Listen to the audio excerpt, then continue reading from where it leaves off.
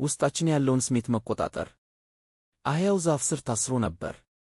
በአጋጣሚ ሰይጣን መጣና አህያውን ከታሰረበት ፈቶ ለቀቀው። አህያውም ወደ ማሳው እየሮጠ ገብቶ ሰብሉን ማውደም ጀመረ።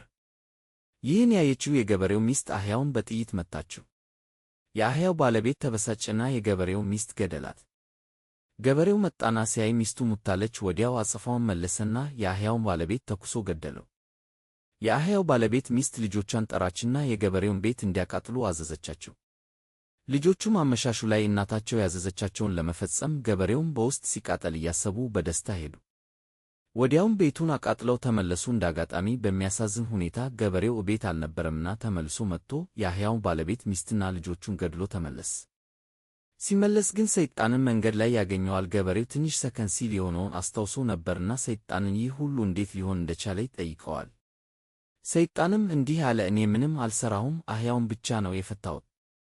ግን ሁላችሁም የውስጣችሁን ሰይጣን ፈታችሁት። ሁሉም ነገር ያደረጋችሁት ራሳችሁ ናችሁ። ሌላ ጊዜ ለምንም ነገር ምላሽ ከመስጠታችን፣ ውሳኔዎችን ከማሳለፋችን በፊት ለአፍታ ቆም ብለን ማሰብ ይኖርብናል። ብዙ ጊዜ ሰይጣን የሚያደርገው ውስጣችን ያለውን አህያ መልቀቅ ነው። በዓለም ላይ ትልቁ ባለሥልጣን ራሱን የሚቆጣጠር ሰው ነው። ሰላም ሁኑ።